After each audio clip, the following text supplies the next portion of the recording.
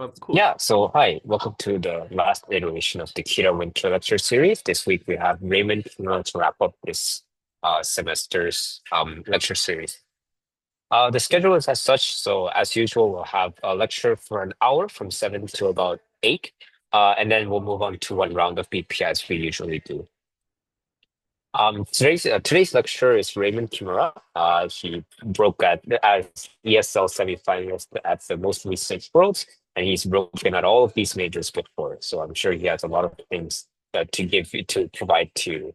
And yeah, and today's lecture is about engagement and responsive, and I'll hand the floor right over to Raymond. Hi, cool. Just making sure that I'm audible. I think I should be audible. Everything's clear, I think, on my end. Okay, cool. Yeah.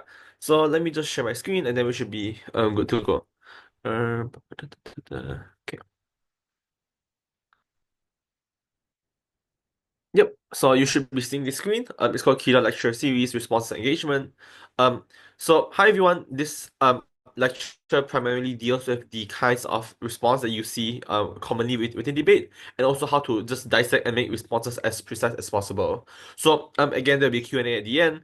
Um, but before we begin this whole lecture, the thing is a lot of people, especially if you are a novice or especially if you're new to debating, sees debate in pretty complex and pretty complicated manners. So to just make something just to make debating a lot more visually understandable, I will also just draw debate to be synonymous with the sandcastle building contest, especially if you have seen the SpongeBob episode about the sandcastle wall. So again, it's the same concept. To win, you need to build the most detailed and the most elaborate kind of sandcastle. In this case, is to make sure that your arguments are persuasive, make sure that you have things like mechanisms impacting, mutual exclusivity or the kinds of other stuff that you probably learn within debate sooner or later.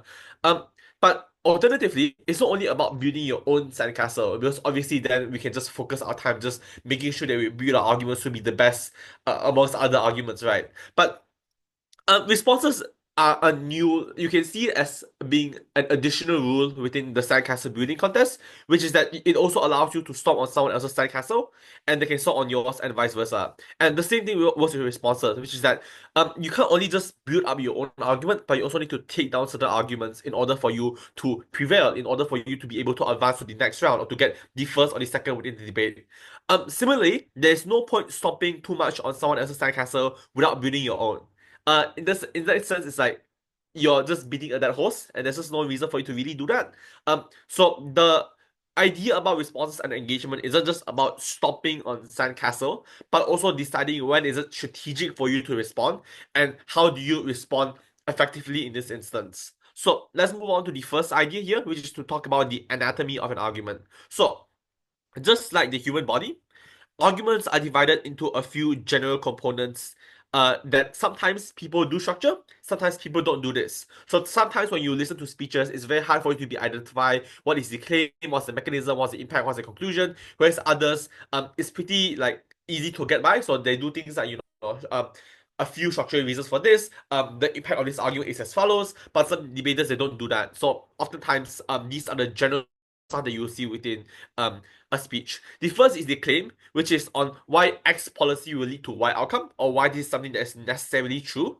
The second is on mechanism. So mechanism just establishes the link between X and Y. So a claim is just a claim. And a claim without being backed by anything is called an assertion. But if a claim is backed by mechanism or backed by elaboration, for example, they become significantly more persuasive in the process, which means that the mechanism are what establishes as to why X policy will actually lead to Y outcome. And they don't have to be policy in the sense of actual laws or regulation, but it can also just be in terms of the kinds of thing that you're likely going to do. So, for instance, the feminist movement becoming more reconciliatory as opposed to becoming more confrontational can also be a policy. So in this instance, policy shouldn't be interpreted or shouldn't be understood as just laws and regulations that are passed down by the government, but these are also in terms of policies or in terms of things that people are that other bodies can do. For instance, this can be policies in the sense of you deciding to become more confident. So maybe this is a motion about confident culture, but this can also be in the sense of policies in terms of regretting certain styles. So, for example, regretting um regretting the emphasis on XYZ, for example, or regretting the emphasis on your career over your family, for example. So obviously, policies are not to be meant to be understood as by like laws that are made by the state, but this can also be by any other bodies that you can interpret within emotion as well. The third is the impacts, so which is why should you care about something? Sometimes they're quite intuitive. So like if people die, like yes, you should care if people die. But sometimes they're a bit more complicated than that. Sometimes there are things like, for example, this will lead to economic growth. Sometimes this can be things that are a bit more like controversial or polarizing. So for example, this allows for the feminist movement to cater to a broader range of society, or this allows for you to pass better and easier policy making process at the end. So the tricky part here is that sometimes claims can be mechanisms and vice versa, according to the motions, and sometimes it's very hard for you to be identify certain components of an argument, and that is particularly true if a debater doesn't do things like signposting, or if they don't really outline their speech in a certain manner that makes it very digestible for your average novice debater to be able to understood. The trick here is that you don't need to precisely identify them under rigid categories, because mechanisms can have a lot of things. These can be mechanisms as to why this is something that is true. This can be mechanism in terms of proving as to why this is exclusive. This can be mechanism in terms of proving as to why this is something that you should care about. So obviously, the thing is, mechanisms and elaborations can branch into various diverse categories, and there are various sub-elaboration and sub-analysis that you should account for within debates as well. And sometimes it's just very hard for you to be able to do so. So you don't have to really um conclusively like identify them under these three categories. But sometimes you can just go with your gut feeling, and that's perfectly fine. So you can feel like, for example, I feel like this might be the end outcome that opposition is gunning for. So this is the end outcome the opposition wants within this debate. But sometimes it can also be like, I think this might be the winning mechanism for the Gulf case. So if you are new to debating, or if you're even like from, I don't know, the past 1 or 2 year, the prevalence of structural reasons within debating means that teams can usually do the like debate has become a lot more quantitative, which means that sometimes you see 10 structural reasons, or you see 20 different impacts. um, that is fine and dandy. But the thing is, sometimes they are not all winning. Sometimes just being able to identify one or two single winning mechanisms in the speech and responding to those mechanisms are good enough. So if you're a new debater, I get that it's very pretty, like it's very overwhelming if you hear like 30 different impacts and you're thinking, which one should I really respond to? Which one should I think is the most important? Which one is the winning like impact for this round? And sometimes the easiest way to do so is just to go along your gut feeling.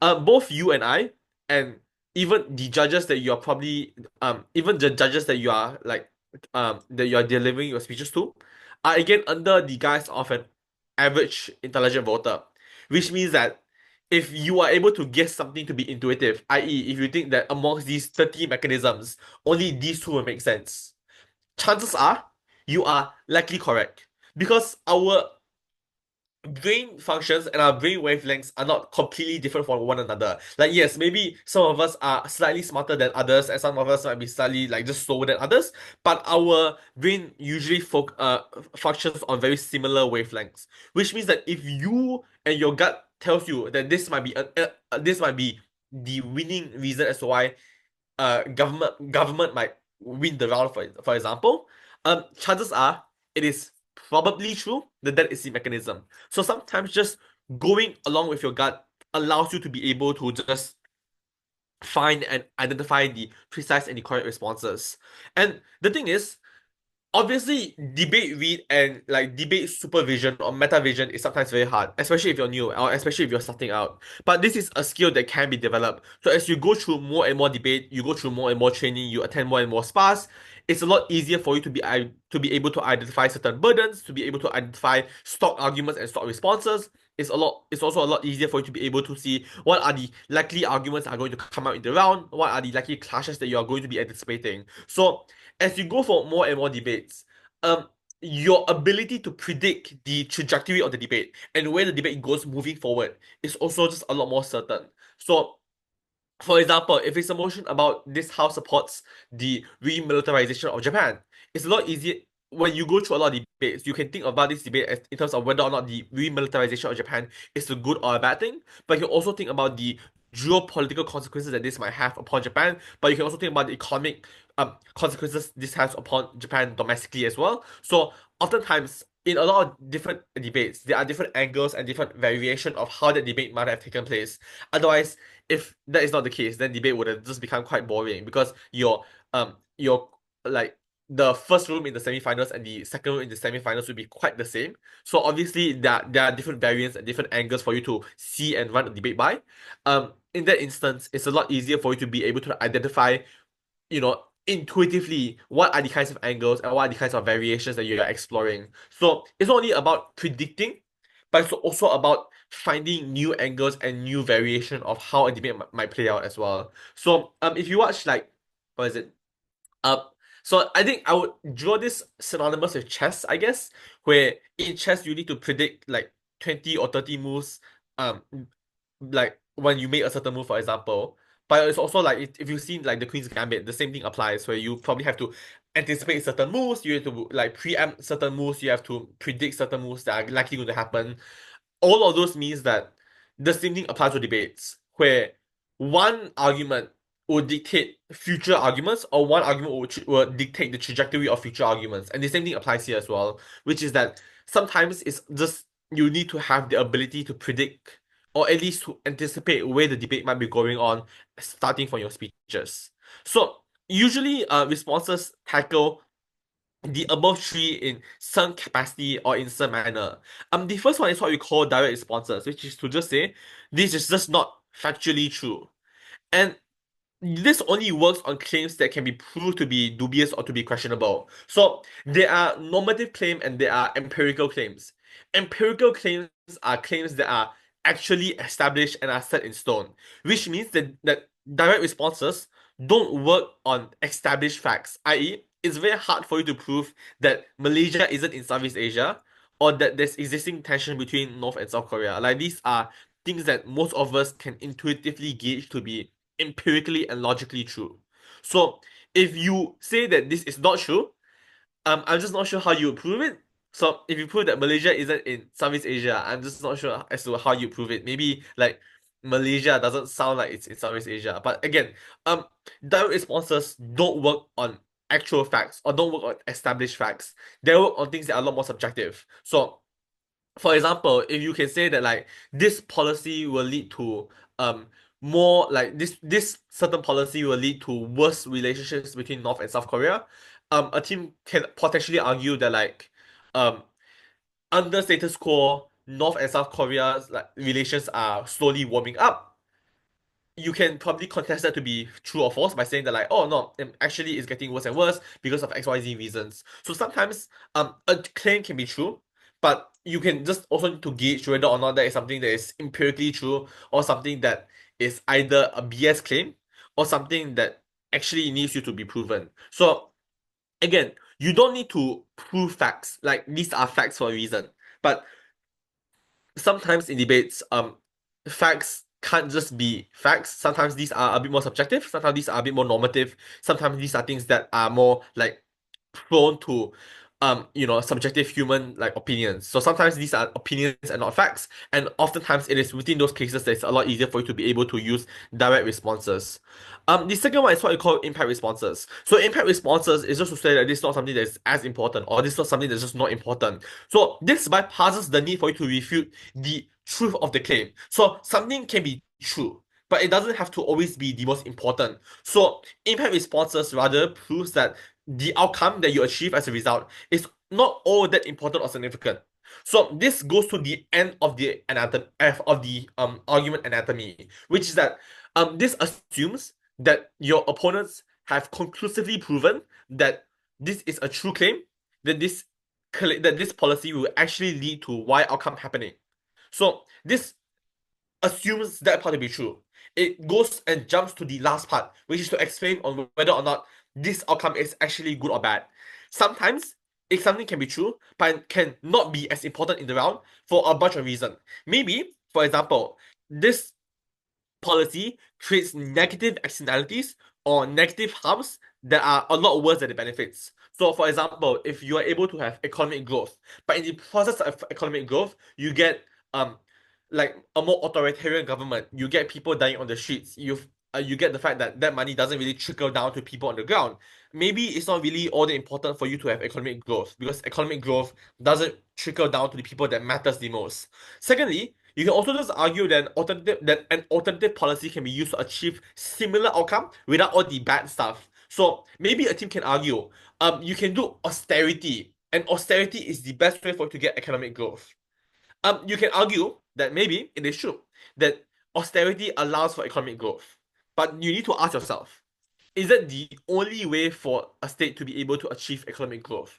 And if not, what are the other alternatives the states are able to do in order for them to be able to do so? Maybe this can be to diversify the economy. Maybe this is to devalue the currency. Maybe this is to like reinvigorating certain like failing sectors and failing industries, for instance. Which means that if an alternative policy can be used to achieve the same outcome without having to go through all the very bad stuff like people dying or people like starving, for example, then obviously that would be a lot more preferable, right? The third is that again, said outcome only benefits a very small subset of people. It's very unsustainable. So maybe you have learned about weighing, maybe you have not. But weighing essentially just says that maybe this is good or bad for a bunch of reasons, and usually those are things like maybe this policy is short term, maybe it doesn't affect a lot of people, maybe the extent to which it affects people is very small. So maybe like people get rich, but they only get rich by $1 or $2 maybe. So it's not really all that like important within the round. So obviously weighing metrics are there. So you can do things like short term, long term. You can do things like whether or not this benefits more or less people, whether or not this actually benefits them in a very substantial way or in a way that's very, very marginal and very unimportant. So again, there are a lot of ways for you to be able to explain and dismiss a claim to be unimportant. You can choose and decide whether or not you want to do like whatever is said to be within the round. So again, I can't really tell you what strategies to use for responses because that's again very contingent on what happens during the round. Sometimes in certain rounds you can argue that this alternative can exist, but in other rounds you can't really do that because in other rounds like maybe the competitive is already set for you. Maybe there's a burden that you have to defend within the round that this allows you to like use X or Y responses. Again, there's a lot of different things and there's a lot of different strategies. Strategies again are very contingent on what happens during the round and also what happens when you get demotion, for example. So sometimes like you need to be a bit more flexible in terms of identifying which strategy is the most important and is the most like significant for you to win the round. The third is a flip, and a flip is like pretty self-explanatory. It just requires you to evaluate the value of the outcome. And the same thing here. If the outcome is good, then you can either say it's not that good, like it's an impact response, or you can say that rather your team actually gets this outcome. So this is a flip. A flip essentially says we will take and we will agree with everything that our opponents say. This will lead to this, this will lead to this, and this outcome is and ultimately a good outcome. You just need to prove that either your team also get this outcome, which in that case makes it symmetric, which means that like if both teams can get the same outcome, then like it's kind of symmetric because both teams get the same benefit. Or you can argue that we are able to get this benefit also, but without incurring the same degree of harm or the same degree of problems that your opponents might face. The same thing on if it's bad. Either it's not that bad, or that the other team accrues the harm worse. So a flip is essentially one where you might symmetricize the debate, or you might make the debate symmetric. I.e., you say that on both sides, both of us will get Y benefit, or both of us will get X harm anyways. So in that case, no one really wins. Because it at most just explains that this is something that is symmetric, or there is no difference in terms of whether or not either party gets the outcome that is desired. Which means that if you do flip, you need to also find where the difference really lies. And I think that one it probably lies on this one as well, which is that the negative externalities are worse than the benefits. So if both of you get the same outcome, then you need to identify where the difference really is. And maybe the differences is in the process. Maybe the differences in terms of who you're affecting. Maybe the differences is in like in terms of vulnerability, for example. Which means that maybe both of you get the same outcome. But as a result of you guys getting the same outcome, neither of you actually wins. It means that you both have built pretty decent sandcastles, right? Or it means that both of your sandcastles are equally bad. So in that instance, you need to just edge out a little bit. And I think the way to do that is just to simply identify where the responses is and to be able to identify why does it matter that we are able to flip this argument as well. So again, when you make something symmetric, you don't win debates. You make debates into a deadlock. And sometimes making debate into deadlocks when judges can't decide on their own is pretty risky. Because either it makes it a very big headache for your judges. Because your judges are like, wow, everything's a deadlock. Nothing is solved. There's no trade-off. It means that either the judge will use their own intuition, which puts you at risk. Because you don't know what the judge might be thinking. You don't know what the judge's preference is. Maybe the judge prefers the vulnerability weighing as opposed to the like long-term, short-term weighing. So again, if neither team really proves on night, or if both teams symmetricize the debate, you run the risk of it becoming like a pretty fruitless debate, or it becomes a debate whereby like you are very susceptible to certain like biases or certain preconception from the judges about what is or what is not the like ultimate weighing metric. In that instance, it is therefore very important for you to be able to identify where the difference is, because when you do so, you are able to conclusively explain the exclusivity of your case as opposed to that of your opponents. So if everything else is the same, then what is exclusive to your side or what is exclusive to their side needs to be explained a lot more. So the idea about flips is that yes, flips allows you to do a lot of things, and in fact, it's probably the most like time saving out of the most of them, because you can just say we get this for Y reason. But if you don't explain the exclusivity or something, then you just run the risk of this being a deadlock, as opposed to this being something that you can conclusively win on. So that's the nature of flips, which is that flips require you to prove mutual exclusivity. Obviously, all of this requires you to prove some degree of of exclusivity, but this one needs you to prove it the most because it's the one that decides on whether or not you're able to win or lose rounds on like the smallest marginal differences that might exist within the round. Cool. So those are the three like biggest kinds of response that you see. Either these are direct responses that questions the truth of the claim, or impact responses that questions the importance of the outcome, or the third is to just explain that but the third is on like whether or not you're able to get this certain outcome as well. So again, this is the truth, this is the importance, this is the who. So who gets the outcome, who gets the benefits or the harms. Like I think this is also pretty self-explanatory. So the third part then is on how do you respond. So the thing that I do, is this paper usable? Okay, it might be usable. So the thing is, people conceptualize our responses very differently. So I won't say that my response or the way that I conceptualize responses is the best. So strategies to form and think of the correct strategies might vary. But what is human nature and what is inherent is that we all have pretty bad memory retention. You can either blame TikTok, you can blame Subway Surfer, you can blame YouTube Shorts, whatever it is. Like it is just intrinsically true that we have pretty bad memories, which means sometimes you either A, forget the arguments your opponent said, and therefore you can't formulate a response because you're responding to something that you forgot. Or B, you forgot the intended responses to those arguments. So maybe you're like, oh my god, I thought of a banger response. But if you don't write it down, then there's kind of no point because it's kind of just in your head. But your judge isn't like telepathic, so they can't like I thought about it in my head. It's a really good response. Trust me, guys. Like yes, if your judges can telepathically read your mind, that's pretty good. But unfortunately, your judges can't do that, which means that if you don't say it out, your judges won't write it down as well. Which means there is a way for you to be able to retain that memory and for you to be able to retain like the baseline conception of what the response is. So usually what I do is that this is a piece of paper. Um what I do is that you just need to hear speeches as a debate, not as a debater, but rather as a like random average fella passing by on the street. So for me, this comes in the form of having a small section of my paper. So like a part here, I guess, like just like here, like not a huge one, just like a very small part for me to write down my thoughts. So sometimes I will write down things like no comparative, or is this an actual harm, or I just write not true lol. So what does this do? writing down your initial or your knee-jerk reaction to those arguments allows you to refresh your memory of the intended responses to the intended arguments, which means that by looking at this, it triggers your memory of what you are supposed to respond to.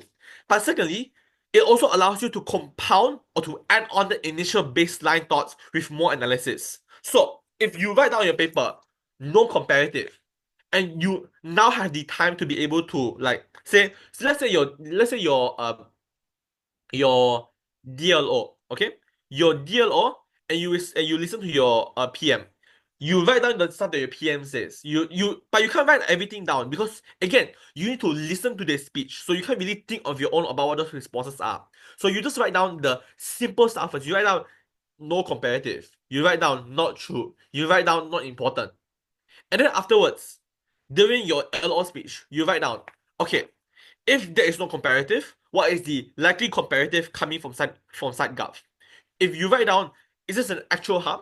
You then explain what is the actual harm within the round and whether or not that harm is actually all that important for us to consider. Which means that just writing it down here allows you to refresh your memory.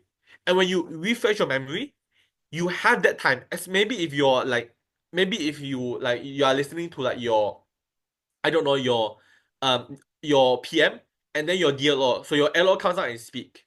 In that moment, you have all the time in the world to write down your responses, right? Because you don't really have to listen to your like yes, you kind of have to listen to your LO, but you have to listen more to your PM than to your LO because the stuff that you have talked about in your prep, for example, is probably what your LO is talking about, which means that given that you have additional time to think for yourself, use that time to think about how do you compound or how do you add on to that initial knee-jerk thought that you have in your head about that particular argument. So just writing this down allows you to be able to just like think more about it in the future. So I call these caveman thoughts because these are things that a caveman would say that no comparative.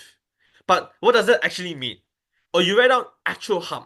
But what does that actually mean? Like none of these things mean anything if you just in a vacuum, which means that the purpose of this is not for them to have any meaning. It's just a purpose. The purpose of this is just to make sure that you retain your memory of why you wrote that down. Why did you write down non-comparative? Why did you write down just not true? Why did you write down actual harms? Having that idea planted in your head, or having this to be a trigger that allows you to build your responses, allows you to be able to not only identify arguments more charitably, but also to engage with them more charitably as well. Which is why I would also just strongly lobby for like this kind of way of doing like no of like doing responses. So a lot of responses are just asking the question of why to those foundational doubts that you have when you hear something funny. So like whenever you go on like maybe this doesn't happen to you, but sometimes when you go on the street and you hear people talking about like complex geopolitical topics, um then in your head you're kind of like, wait, this doesn't really click. And you're just like eavesdropping. You're like hearing people talk and discuss about something. But when you hear them, you're like, this doesn't sound right. So you just write it down. You just write on paper. Doesn't sound right. And then when you have the time, you would think, why this doesn't sound right? Is it because it's not true? Is it because this doesn't account for something that is bad? Is this wrong because it's not actually representative of what the actual discussion is about. So again, people do and like format and responses very differently. But the most important thing is to make sure that you are able to be precise in identifying and responding to those arguments. So again, um, our memories are pretty bad. The best way to save yourself from pretty bad memories is just to trigger it in your head. And the way that I do it is just writing down my paper. Like writing some trigger words here, like writing not true, writing Hanoi, writing just write whatever words that pop to your mind first. Because that knee-jerk reaction is what your brain thought of initially. And just writing it down allows you to be able to think of more intuitive and also more analysis to add on to that knee-jerk response. So the next part that we'll be talking about here is on precision. So uh, on precision, before that, just let me drink my water. Oh, cool. So The thing is, there are many angles and many ways for you to go about responding to arguments. And the thing here is that there is no one true or one correct response. There is, however, a precise and an imprecise response. And the way that you do it is a precise response would be to think the precision of a response would be to just calculate how much time it would take for me to take down a particular argument. Your opponents have 7 minutes worth of speeches. Sometimes you can't respond, you don't have to respond with all 7 minutes. Sometimes the more precise response can finish off an argument in a minute or even sometimes 30 seconds. But an imprecise response not only doesn't take down the argument sometimes, but it also just wastes your own time. You have less time to spend on your own substantive contribution. You have less time to spend on your own analysis. So not only are you stomping on someone else's sandcastle, but you are kicking off the part that didn't matter. You're kicking off the pillar. You're kicking off like maybe like the flag, like maybe the small window that they have. But you're not taking down the entirety of the sandcastle. And the same thing applies here.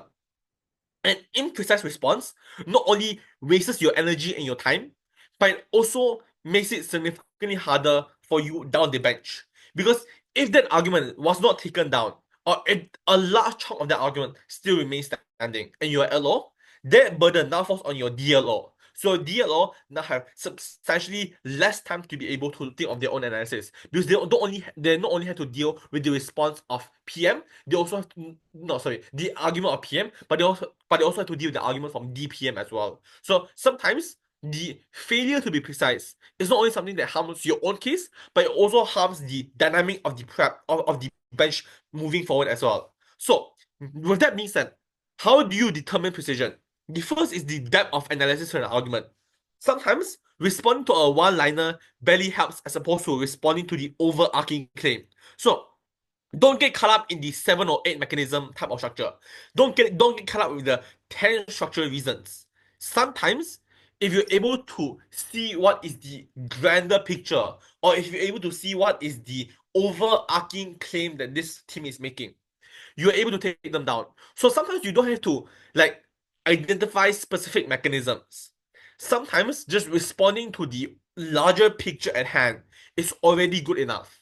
Sometimes, yes, maybe like the mechanisms do make sense, and sometimes you have to respond to them. But remember, the point is to respond to the overarching claim. So if the mechanisms are tied to the claim, then you obviously need to hit the one that is tied the most to the claim. So you need to find the winning mechanism that is like there, right? So sometimes those mechanisms don't matter. But when they do matter, they matter because they are a very core component of the overarching claim. And therefore, you need to identify what is the core claim coming from the other team. The second is the intuition of the argument. So there's like no point responding to an established empirical fact. Like essentially it's like talking to a wall. Like these can be facts of geography, this can be like facts of science. Like it's very hard for you to argue that humans have 3 legs. It's very hard for you to argue that uh Qatar is in Europe. It's very hard for you to be able to argue that Donald Trump is a liberal. Like these are pretty hard things for you to say to respond with structural reasons. Like what structural reasons can you give to say Donald Trump is a liberal? This is not a lot, right? So sometimes pointing out something as being unintuitive and just not common sense helps in making the judge reconsider the persuasiveness of the argument. So sometimes you don't have to take down a claim fully. Sometimes just poking enough holes in the claim. So you don't even have to prove that they're wrong. You just have to prove that they are unpersuasive. Allow the judge to reconsider them. So maybe it makes sense when you hear it the first time. But when you add on certain responses, it at least allows the judge to reconsider that claim or reconsider whether or not this is actually something that is persuasive. And doing that obviously requires you to have just like a very good read of the debate. So this is something like again, it's a skill that like it's a skill that you develop moving forward as well to determine what is and what is not intuitive within the round.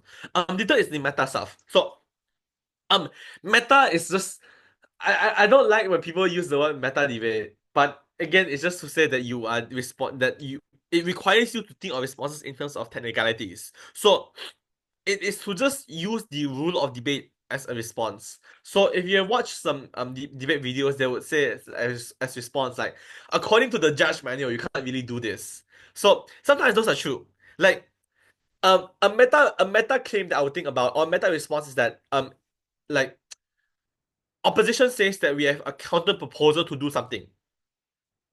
Gov can say you don't have fiat to do so because this will consume a lot more resource than the original policy. Like to an average individual, we don't know what that means. We'll be like, oh, that's okay, sure, cool, I guess. But in debate, it will make sense because it's like it's according to the rule. So sometimes you just pointing to the rule book and saying, this is the rule. You got to follow the rules. Allows you to win debates.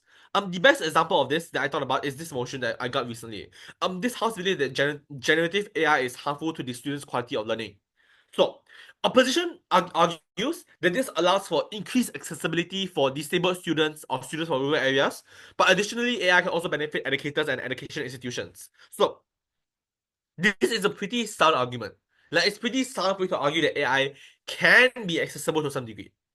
It can be argued that you can also argue that AI can be beneficial for educators and for schools. A very simple response is that the debate is not only about this house believes that generative AI is harmful, in which case this argument will make sense, but it's also to a student's quality of learning, which means that it doesn't matter if it doesn't matter if this is about accessibility or the plights of the teachers and of the schools probably don't matter as much because the debate is about a specific burden of about whether or not this improves the students' quality of learning, not necessarily about its accessibility. You can tie accessibility to the quality of learning, but oftentimes it's not the only quality, or it's not the most substantial quality of there's most substantial criteria when it comes to determining whether or not this is high quality or low quality learning. Which means that if you look at the first part of this argument would have made sense. But you can't read a motion separately. You sometimes have to read them together. And when you read them together, you also have to read this part as well. And if you read this part, it means that this just doesn't fulfill the burden that the motion imposed upon opposition to like debate. So this can be either like the non-fulfillment of a burden, this can be like the outcome is symmetric, this can be very bad or very uncharitable framing, or this can be just you pointing to the rubric and saying you can't do this. So like those are meta responses, which essentially just points to the rule book and say you can't do certain things because they violate the rules of debating. Cool. So the last thing is on the implication of responses. So in debate, you don't only think about. So one way that you determine a strategy is to just ask yourself the same idea about responses, which is what does this response supposed to achieve? What is the supposed intention of this response? And sometimes when you ask that, it allows you to just think about what is the most persuasive kind of response that you want. So before you begin responding to something, you just need to think, what does this do? What is the implication? What is the conclusion of this response? So maybe this dilutes the overarching claim coming from side gov. Maybe this proves that this outcome of students learning is one that is symmetric. Again, the reasons why this is important is that it allows you to prioritize more precise responses rather than those that are imprecise. Because one way of doing responses is to rapid fire them, to say 20 responses, which is just like not really persuasive. So you're throwing darts, but a lot of darts either miss or they just don't hit the dartboard. Asking yourself what does this response supposed to achieve allows you to have a more like singular line of vision that allows you to be able to think.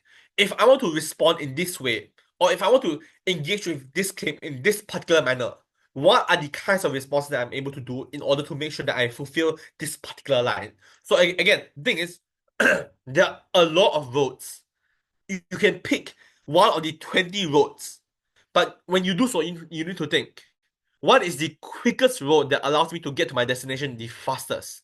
And that question, when you ask yourself, allows you to determine the efficacy and also the precision of that response. So cool. This is pretty like important.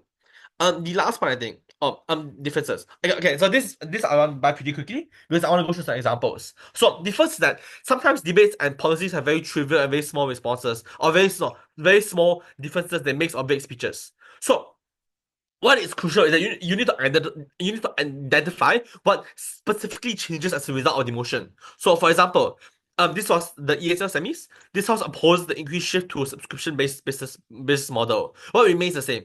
So things are still going to be market price. Consumer incentive to access certain goods are still there. There's no meaningful changes to the fundamental dynamics of the market. What does changes? Probably the time span and the magnitude of payment.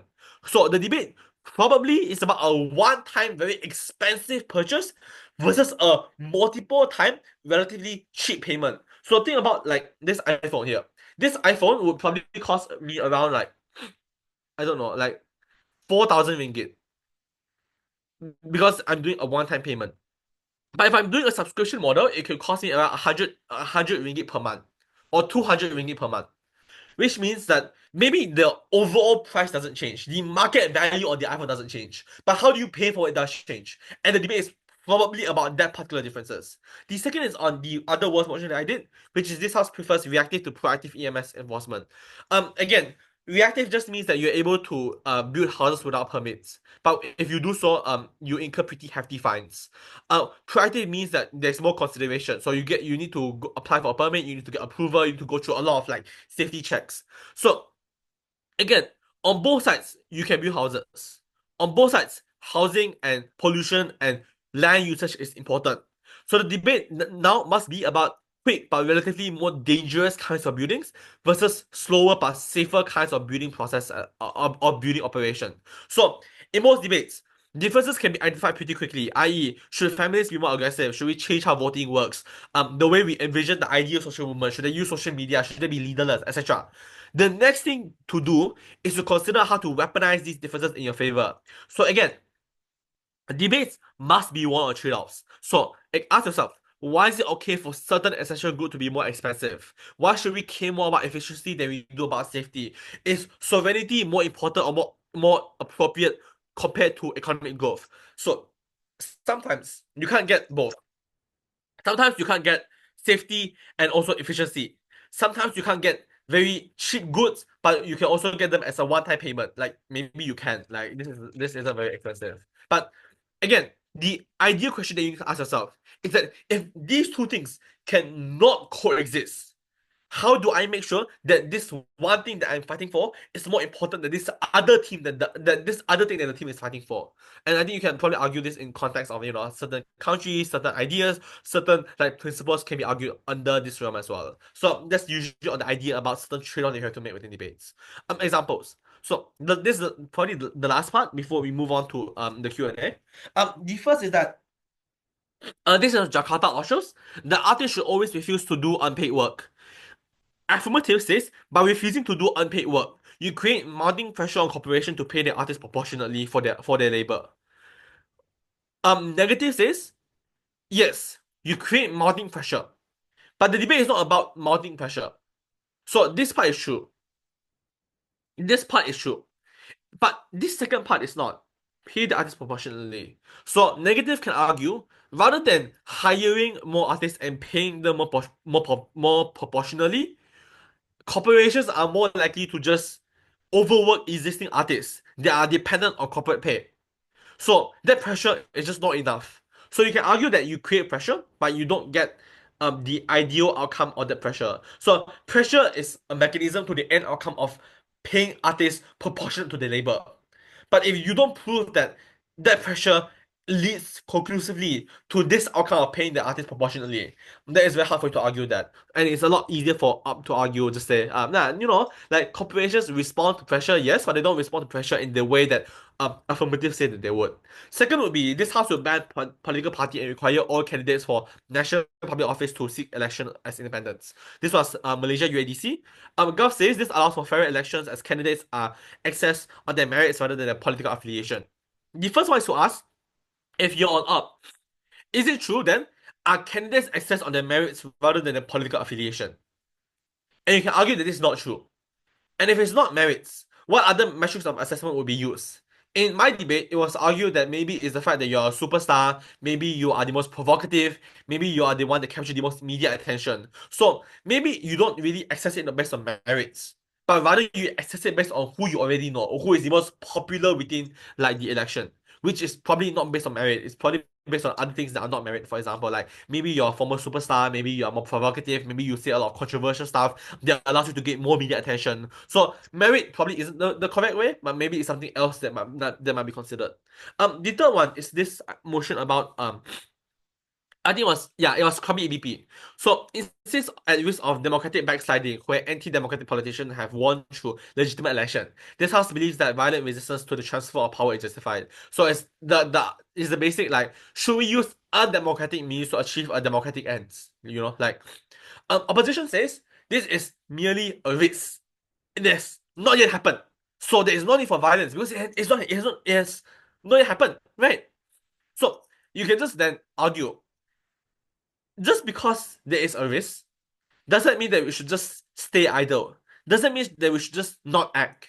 And you can just do a bunch of intuition power when states do engage in proactive or preemptive action. Like sometimes the state engage in preemptive warfare. Sometimes people like when they suspect a risk to be quite high, they also like take certain precautionary measures in order to make sure that they are not subjected to that risk. Like if I'm aware that like my neighbor is going to shoot me, and I can tell from a bunch of stuff. Maybe he has a gun.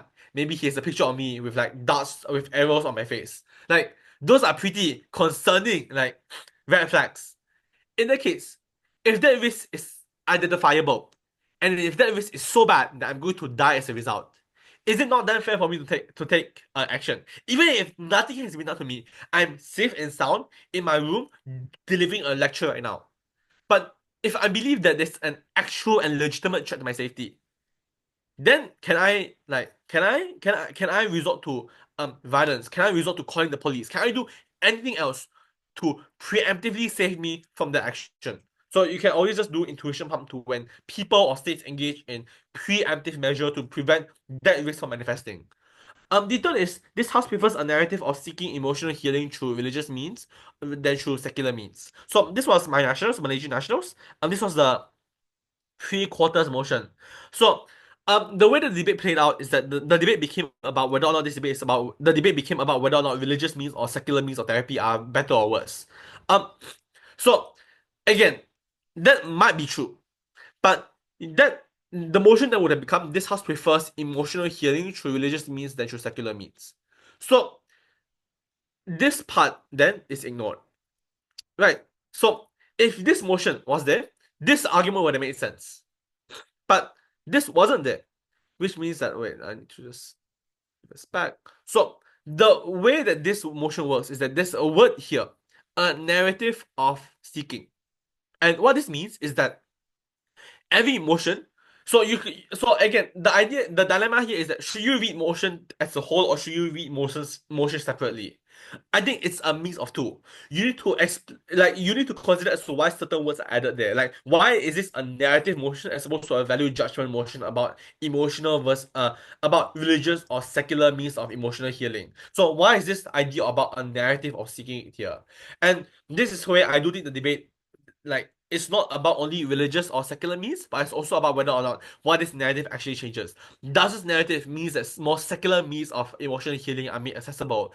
Does this mean that more people are willing to go for secular means as opposed to religious means? So obviously, the idea about a narrative here changes the burden of the emotion very fundamental levels. So it's no longer about whether or not religious or secular means are more effective, but it's also whether or not this narrative changes the social nature or the nature of the nature of society in which they will have a preference for either religious or secular healing as a result, right? Which means that this idea about a narrative probably implies a change in society, which means that Gav and Om will obviously have to argue as to what extent does it changes people's preferences for either religious or secular means of therapy, but also just means as to what does it change towards the industry of therapy as a whole. Does it mean that religious or secular means are more effective? Does it mean that they are subjected to more check and balance? Does it mean that people would view secular means to be less stigmatized as opposed to religious means?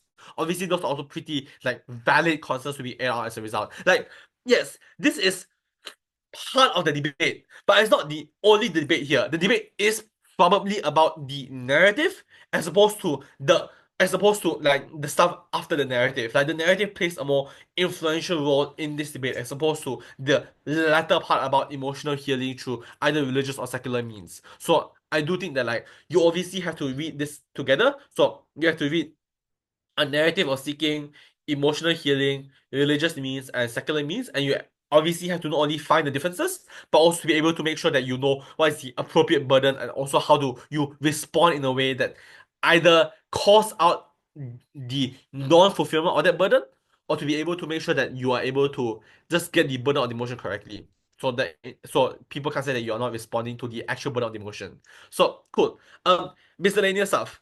The TLDR here is that trust your gut a bit more. Your gut instincts are a very knee-jerk reaction to something. So if you hear something and it feels or it seems wrong, it probably is wrong. And the reasons why it's wrong varies from individuals to individuals. You might have XYZ reason as to why something is wrong. Someone might have ABC reason. But the whole point is that you just need to trust your gut a bit more when it comes to assessing whether or not this argument is sound and persuasive. If it's not, you can just be like, it doesn't sound right. But then you need to think of yourself as to why it feels wrong, why it seems wrong. So it's a bit of your gut instinct plus a lot more of your brain. So your gut instinct acts as a foundation of your response, but the part that matters a lot more is how do you build on your gut. So it's probably like the stuff in your brain, like the stuff that you are learn from previous debates to be able to add on or to compound upon that knee-jerk like idea. So cool. That's generally it for response and engagement. Like yeah, are there like any big questions? We are probably moving to the Q&A part. Cool. If you have any questions, feel free to shoot. If you have no questions, feel free to like, I don't know, rest or whatever. Can I ask once? Cool. Okay. Yeah, so I just happen to be a first speaker, so my role is if I have a chance to respond, probably I'm LO or I'm member. And in that case, I find that I don't really have time to fully flesh out responses or my rebuttals. So I need to be like really selective with what I respond to and how deep I respond to. So is there like a way to be like kind of smart as in setting up my second speaker and also just selecting the most important crux of what the other team has to say? Cool. So that's a pretty interesting question because LO has significantly less time management than that of DLO because you don't have a lot of time. After PM, you have to deliver your speech immediately, which means that you also have to not only identify but also like deliver the response pretty quickly. There are two ways in which I see people do this. The first way is just to integrate the response into the argument. So they will say, the response will be integrated. And sometimes that works. Sometimes when you just give an argument, that argument runs counter to the things that they say. So that's the first way of doing it, which is just to argue. Because sometimes even your argument, even if it's not explicitly fleshed out as a response, can implicitly or can be implied as a response to the other team. So if your argument is that this will lead to worse harm for civilians on the ground, um, that is intuitively or implicitly a response for Gov. If Gov argues that you are able to get economic growth, if you're able to argue that it will lead to a lot of people dying, it will lead to a lot of people starving, and your argument is based on the idea, then that can be implied as a response to the argument. So sometimes it doesn't have to be explicit, sometimes it can be integrated into your arguments. The other way to do it is that you have 15 minutes of prep time. And sometimes you can't really just talk about your own speeches. Like, yes, you have 15 minutes, and maybe you spend 7 minutes talking about your own speeches, maybe 5 minutes of independent prep. Um, in your speech or in during prep time, it is just a lot more encouraged for you to just think of certain preemptions or certain preemptive like responses. So just in case those arguments come out, you're able to think about them as well, right? So sometimes just being a bit more preemptive will also just help in terms of making sure that like you lock out certain arguments from the DPM or you lock out certain responses from your LO. So like even your PM, you can also do responses, but those responses are preemptive responses as opposed to direct responses because they're preempting what might have come out within the LO speech. So again, like um, you can either integrate them or you can just either respond to them pretty quickly before moving on. So again, this is something that is part of the rule of the game. So I can't you can't really solve it. The best way to do it is just to like suck it up, and sometimes if you can't integrate it, either just respond to it very minimally, or sometimes you just respond to it in pretty like precise manner. So I guess the only way for you to be able to be like very responsive as an LO is to just make sure that you have very good like precise precision in terms of responding. Otherwise, like it's very hard for you to do so. Again, I think precision matters more for LO than for DLO. DLO you have a lot more time, so you don't have to be as precise because you have more time to be able to like think. So the more time you think, obviously it means that you don't have to always be precise from the very get-go because you have time to be able to think about how to get precise. But as DLO, you have no as LO, sorry, you obviously have to be very precise from the very get-go because if you're not, you suffer as a result of not being as responsive. So yeah, that's the response. That's the answer. Hope that helps. Thank you. Cool. Is there anyone else? Wait, I'm just gonna just down. I'll probably send this down if it's needed, but like, yeah. Are there any questions? If there's none, it can be either a good job or a very bad job. I hopefully it's a good job. Um, yeah. Are there any other questions?